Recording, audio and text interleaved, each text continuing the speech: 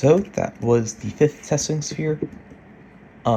This one was in a bit of a development hell for a long time, because as I was building it, my computer was having a lot of issues with overheating and crashing for not just Hammer, but for pretty much everything that I do on it, which is very frustrating.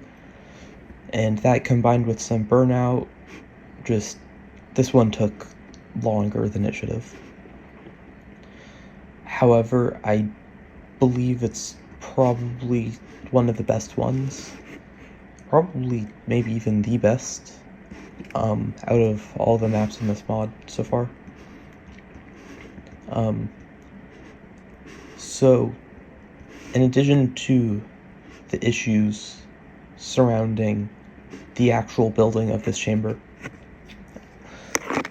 I made some interesting choices in how I built it. So before I started it, I knew that this was going to, chamber 16 now, we'll get to that, was going to be massive. And so I started building it first with this room. I remember I had a block with the player spawn somewhere down there. And all of these were originally going to be a lot more enclosed, but I removed the ceiling and lowered some of the walls with frames to make it feel more open, and that was successful, because this still feels the same, but just more open. It's hard to explain, you know. And I also messed around with a new idea of making the emancipation grills have a slight glow, so you can see that they're actually lighting up the room, because I placed a ton of very dim lights all over them, and I think that turned out very well. In this next room, it's almost entirely lit by the blue emancipation grills, and there are some complexities with this too that I'll get to, but it creates a very unique feeling. So if I just complete this, then you can see the lift reveal and light up more of the room, which looks pretty cool. A lot of this project has just been trying to make things look as cool as possible. I don't know, that's kind of the point. So this room was where I realized that it shouldn't be as enclosed, because this originally just had straight white walls and a white ceiling, and it really didn't look very good. And so I opened up the ceiling.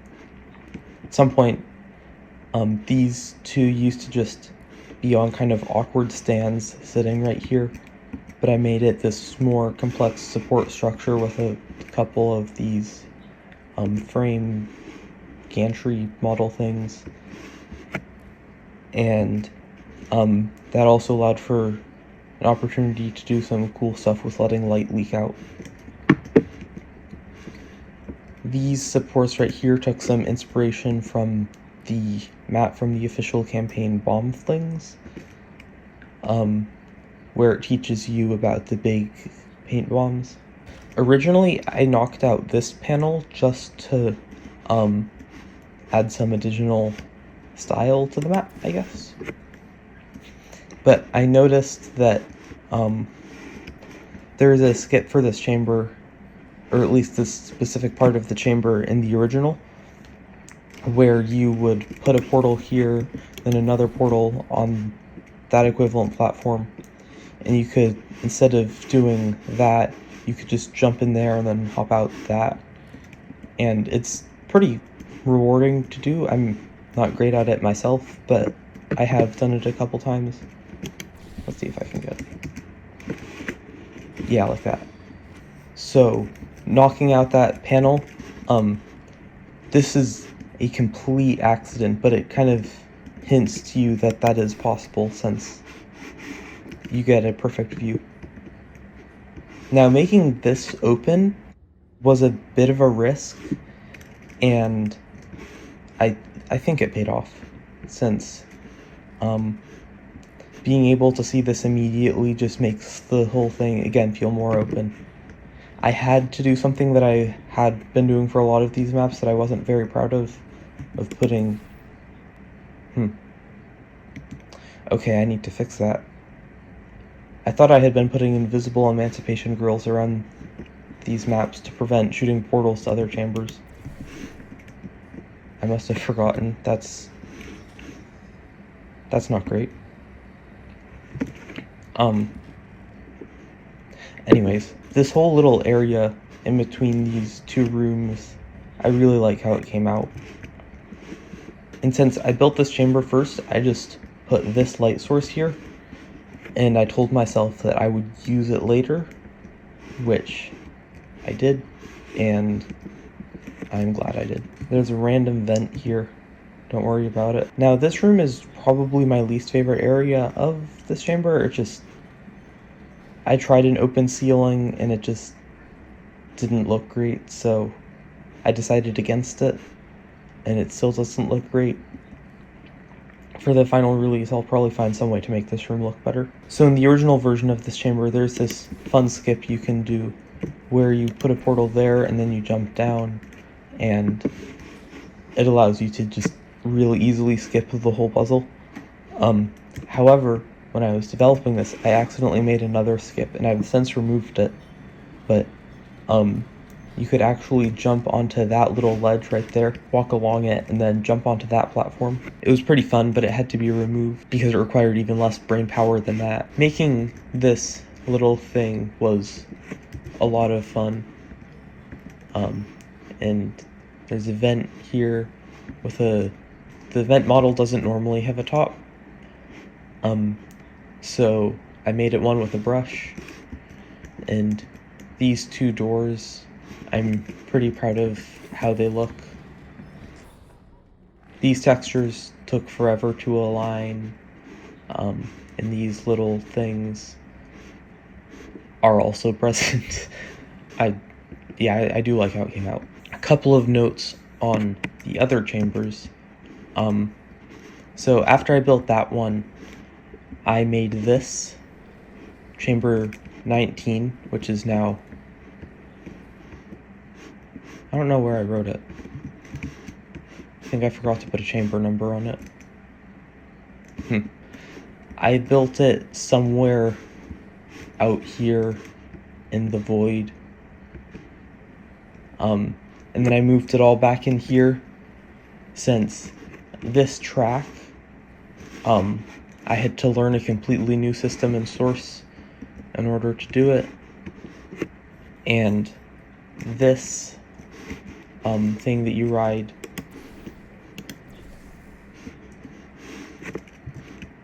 is actually two separate things that follow it. There's this one, which will rotate to stay touching this, and then this top piece is separate, and it stays aligned to the world, so it looks like there's a hinge there that's automatically adjusting it. This was also very complex to texture. It took a long time. So in the original there was like a piston here, so instead I made the wall panel fall down. I accidentally made the Half-Life logo. This light, I mentioned this projected texture. However, I have this projected texture and this projected texture. I might have mentioned this before, but you can only have one of these projected texture dynamic light things in a level. However, you can actually get away with more. It's only that you can have one active at a time. So when I've just flown up there, there are triggers set up that will turn these two lights on and off and switch which one is on. There's one in this hallway too, but it's a bit harder to see. So if I, for example, fly in from this angle, the dynamic light isn't on. And if I fly down here, then that's now not on. And when you're doing portal mapping, that's something that you very much have to actively consider a lot of the time. And it makes for almost like the actual mapping is a puzzle too, instead of just what you're making. Not a whole lot to note here. I like how these light strips came out. So for this, there was just originally this green energy pellet that never dies. It always confused me in the original. It continues to confuse me why it's here. This is the only time there's a green energy pellet. I believe there was a mod for Portal 1 that actually had these as an actual test element. I think it was called Rexora. It's pretty fun. You should check it out if you own Portal 1. It's free on Steam if you own Portal 1. But I tried to give it more of a purpose by having a simple thing that will then open up the store. However, while playtesting this map, I did notice that it was easy to accidentally just redirect the energy pellet somewhere, and then it would hit something that wasn't smooth or like wasn't aligned to one of the two axes that it could bounce off of, and for it to just get lost, which would then make it so that you die here, which isn't great. And since I do plan on making an advanced mode that just has some of the puzzles from the original advanced chambers, but also has new advanced puzzles, I think I might remove this from the base version and have it in the advanced mode still. I'm still trying to figure that out. Then there's this. I like how this came out. In the original chamber, the platform would start going this way and GLaDOS would try to kill you. But since I rearranged the maps, which I will get to later, that is not the case. Instead, you just step off. Now, one aspect of this chamber that I like is down here. It's kind of just one central thing being held up with big grate floor,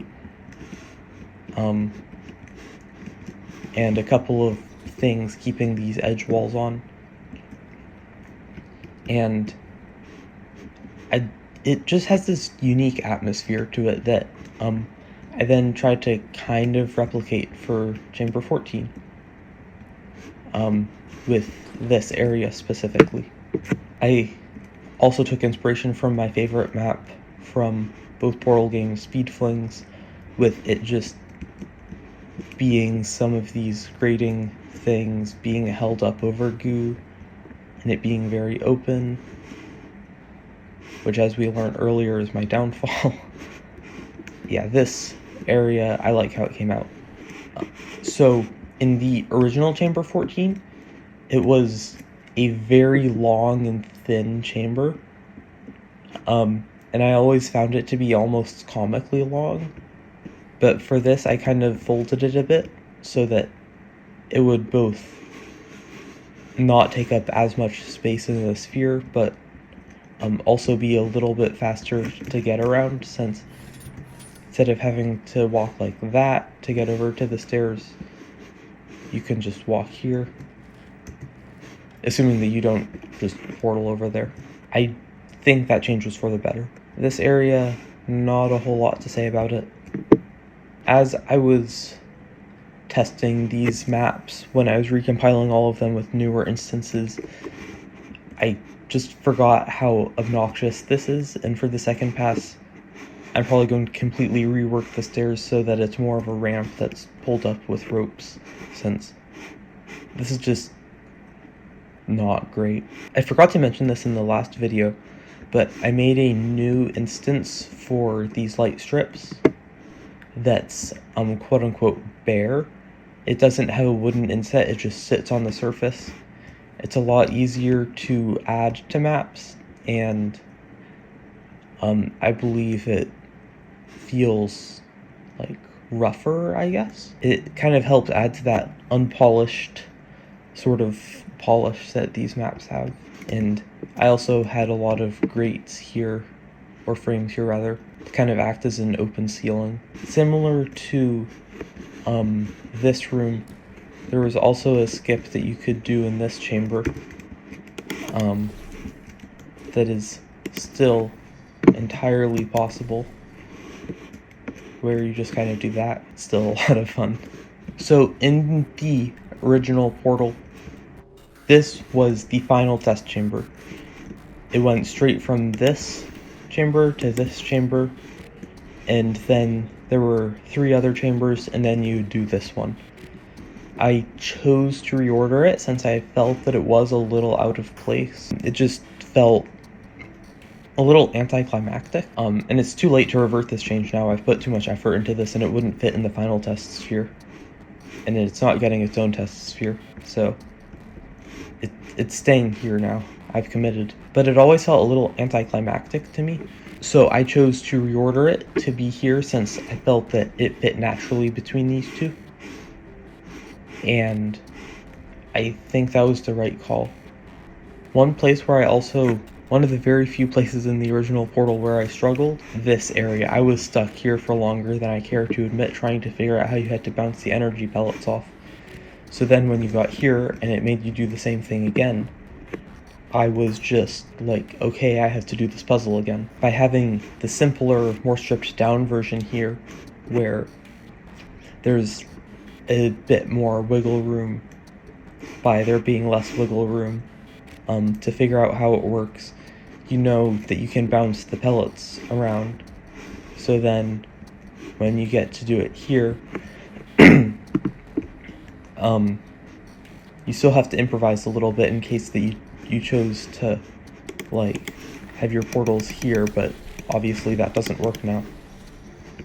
So it still requires some amount of effort, and the context is a bit different, so I'm glad I made that change. There was also a short platforming puzzle where you had to use lifts that was originally in between these 2 rooms. I chose to remove it since I felt it was also a little out of place, and I plan on having it be present in the escape sequence rather than here. It was also comically easy to skip with, in this game, portals appear instantly when you shoot them, but in the first game, they had a little bit of travel time, so you could really easily just jump in and out of portals to completely skip the puzzle. So yeah, I hope you enjoyed. In the next video, we'll have the 6th testing sphere, which has the turret chamber and the companion cube chamber. Thank you for watching.